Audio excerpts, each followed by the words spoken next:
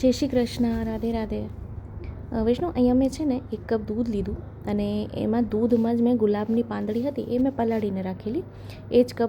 એ જ મેં એમાં પધરાવી દીધું છે, એટલે એને ઉકાળી લીધું છે. હવે એમાં મેં સાથે 1 કપ માવો લઈ લીધો છે. માવો મેં મોડો માવો કરીને રાખેલો. મેં આપને એનો વિડીયો શેર કર્યો હતો કે મેં માવો કરી રાખ્યો તો મોડો માવો છે, મીઠો માવો નથી, કારણ કે આજે આપણે ગુલાબી માવાની સામગ્રી સિદ્ધ કરી રહ્યા છે. તો દૂધમાં પહેલાં જો પાંદડી પલાળી રાખ્યા તો જે ગુલાબની પાંદડી છે નરમ પડી જાય, પૂછી પડી જાય અને એની ફ્લેવર બી છે ને સુંદર દૂધમાં ઉતરી જાય. એટલે દૂધ વધારે નહીં, મેં 1 કપ અહીંયા લીધું હતું, આપ થોડું ઓછી લેશો તો બી ચાલશે. અને સાથે માવો પધરાવી દેવાનું. તો માવો પધરાવશું તો એમાંથી ઘી છૂટું પડશે. અને સાથે સૂકી ગુલાબની પાંદડી 1 ચમચી જેટલું પધરાવી દેવાનું, વધારે નહીં. હવે મેં પહેલાં આગળનો વિડીયો કટ કર્યો છે, કારણ કે ખાલી દૂધમાં પલાળી રાખ્યો હતો એટલે એ વિડીયો મેં નથી દેખાડ્યો. એ વિડીયો મેં 2-3 વિડીયો આપ સાથે શેર કર્યો છે. તો માવો પધરાવ્યા પછી થોડીક વાર આપણે એમાં ને એમાં જેને ચલાવીએ જેથી માવો થોડો ઘટ થાય.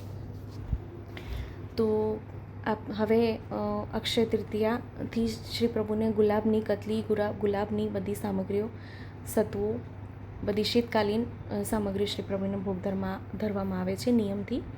તો હવે તો બધા વિવિધ પ્રકારના પન્ના બી શ્રી પ્રભુને ભોગ ધરવામાં આવશે. તો આપણે પન્નાની બી સામગ્રી એક કરીને જોઈશું.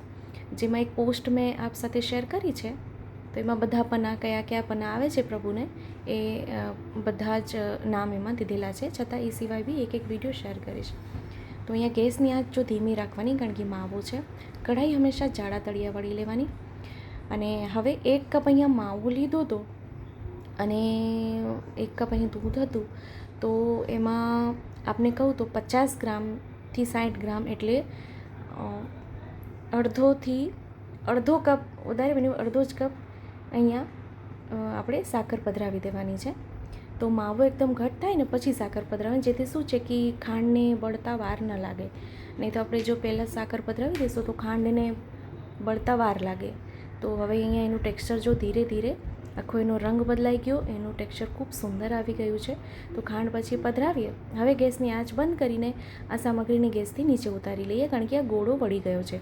જો માવો પહેલાં સિદ્ધ કરેલો હોય તો આ સામગ્રીને થતાં વાર નહીં લાગે, પણ જો માવો સિદ્ધ નહીં હોય તો સામગ્રીને થતાં થોડીક વાર લાગી જશે. તો હવે એને ગેસથી નીચે ઉતારી લઈએ. તો આપ અહીંયા પ્રભુને આ માનભોગ, ગુલાબી માનભોગ કરીને બી અત્યારે આપ શ્રી પ્રભુને ધરી શકો છો આ સ્ટેજ પર. પણ અત્યારે આપણે ગુલાબી માવો કરી રહ્યા છે. તો હવે સરખું એને આપણે ફીણવાનું છે, એટલે ઘૂંટવાનું છે. ઘૂંટવાથી ખાંડ જે છે ઘટ થશે. તો એક પ્લેટ લીધી છે, એક પાત્ર લીધું છે, એમાં ઘી લગાડ્યું અને ઘી લગાડ્યા પછી જે માવો છે એમાં આપણે એને સ્પ્રેડ કરી દઈએ સરખી રીતે. તો હવે તો શ્રી પ્રભુનું ગુલાબની કતલી આવશે. તો ગુલાબની કતલી બી ખૂબ સુંદર રીતે થાય છે, એનો વિડીયો શેર કર્યો છે. એ સિવાય ફરી એનો વિડીયો આપ સાથે હું શેર કરીશ. તો એને આપણે જે માવો છે એને સરખું આપણે એકદમ તાવેથાથી સ્પ્રેડ કરી દઈએ.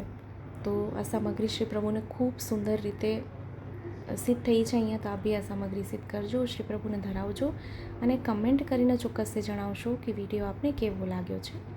અને હા, આપણા ગ્રુપમાં શેર કરશો જેથી વધુ લોકો સુધી વિડીયો પહોંચે અને લોકોને આ વિડીયો ઉપયોગી થઈ શકે. તો અહીંયા બધી બાજુથી એક સરખું એને સ્પ્રેડ કરી દઈએ અને એકદમ. અને આપ અહીંયા ગુલાબની પાંદડી, કાજુ, બદામ, પિસ્તાની કતરણથી આપ એને સજાવટ કરી શકો છો. મેં અહીંયા નથી કર્યું. તો થોડુંક ઠંડુ થઈ જાય આ સામગ્રી એકદમ રવા જેવી થશે, ખૂબ સુંદર થશે આ સામગ્રી, ખૂબ એકદમ માખણ જેવી કોમળ થશે આ સામગ્રી. તો ઠંડુ થાય એટલે એને આપણે સુંદર એને ટૂંક કરી લઈએ.